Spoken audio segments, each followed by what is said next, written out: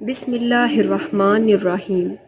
عرب کے لوگ پرلے درجے کے جاہل، نادان اور خدا کے دین سے بے خبر ہو گئے تھے اور شرک و کفر میں ایسے پھنسے تھے کہ ان کی برائی وہ سن بھی نہیں سکتے تھے۔ سچائی کی یہ آواز جس کے کانوں میں سب سے پہلے پڑی وہ حضرت صلی اللہ علیہ وسلم کی بیوی خدیجہ رضی اللہ تعالیٰ عنہ ہے۔ رسول صلی اللہ علیہ وسلم نے جب ان کے سامنے خدا کی تعلیم کو پیش کیا تو وہ سننے کے ساتھ مسلمان ہو گئیں۔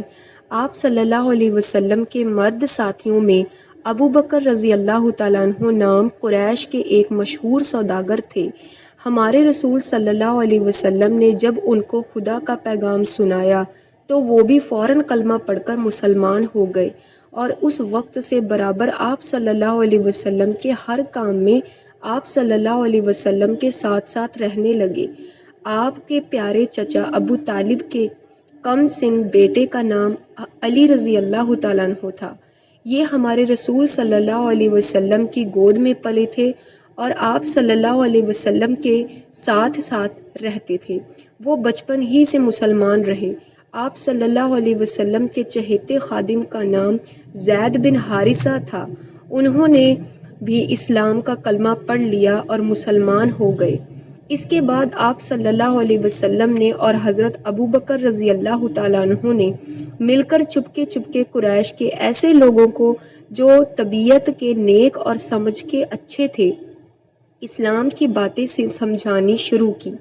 بڑے بڑے نامی لوگوں میں سے 5 آدمی حضرت ابو بکر رضی اللہ تعالیٰ عنہ کے سمجھانے سے مسلمان ہوئے۔ ان کے نام یہ ہیں: حضرت عثمان بن عفان رضی اللہ تعالیٰ عنہ، حضرت زبیر رضی اللہ تعالیٰ عنہ، حضرت عبد الرحمن رضی اللہ تعالیٰ عنہ، حضرت سعد بن ابی وقاص رضی اللہ تعالیٰ عنہ اور حضرت طلحہ رضی اللہ تعالیٰ عنہ۔ پھر یہ چرچا چپکے اور لوگوں کے کانوں تک بھی پہنچا اور مکہ میں مسلمانوں کا شمار روز بروز بڑھنے لگا۔ ان میں چند غلام بھی تھے جن کے نام حضرت بلال رضی اللہ تعالیٰ عنہ، حضرت عمار بن یاسر رضی اللہ تعالیٰ عنہ، حضرت خباب بن ارت رضی اللہ تعالیٰ عنہ اور حضرت صہیب رضی اللہ تعالیٰ عنہ ہیں۔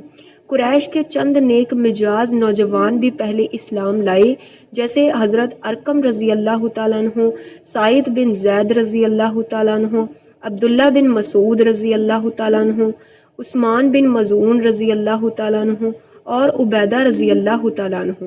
اب رفتہ رفتہ یہ اثر مکہ کے لگا اور قریش کے سرداروں کو بھی اس نئی تعلیم کا سنگن لگنے لگا۔ ایک تو جاہلیت، دوسرے باپ دادوں کے مذہب کی الفت، دونوں ایسی چیزیں تھیں کہ قریش کے سرداروں کو اس نئے مذہب پر بڑا غصہ آیا۔ جو لوگ مسلمان ہو چکے تھے ان کو طرح طرح سے ستانے لگے۔ مسلمان پہاڑوں کے دروں اور غاروں میں جا کر چھپ کر نماز پڑھتے تھے اور اللہ کا نام لیتے تھے۔ ایک مرتبہ خود اللہ کے رسول صلی اللہ علیہ وسلم اپنے چچیرے بھائی حضرت علی رضی اللہ تعالیٰ عنہ کو ساتھ لے کر کسی درے میں نماز پڑھ رہے تھے کہ آپ صلی اللہ علیہ وسلم کے چچا ابو طالب آ نکلے۔ ان کو یہ نئی چیز عجیب معلوم ہوئی۔ بھتیجے سے پوچھا، یہ کیسا دین ہے؟ فرمایا، یہ ہمارے دادا ابراہیم علیہ السلام کا دین ہے۔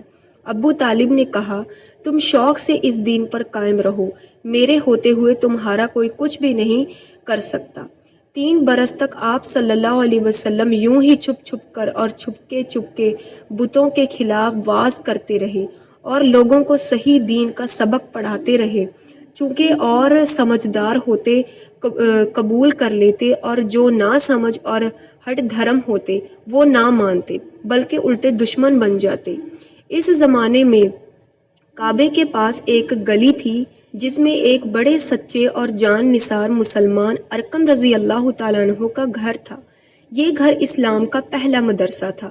آپ صلی اللہ علیہ وسلم اکثر یہاں تشریف رکھتے تھے اور مسلمانوں سے ملتے اور ان کو خدا کی یاد اور نصیحت کی اچھی باتیں سناتے اور ان کے ایمان کو مضبوط بناتے۔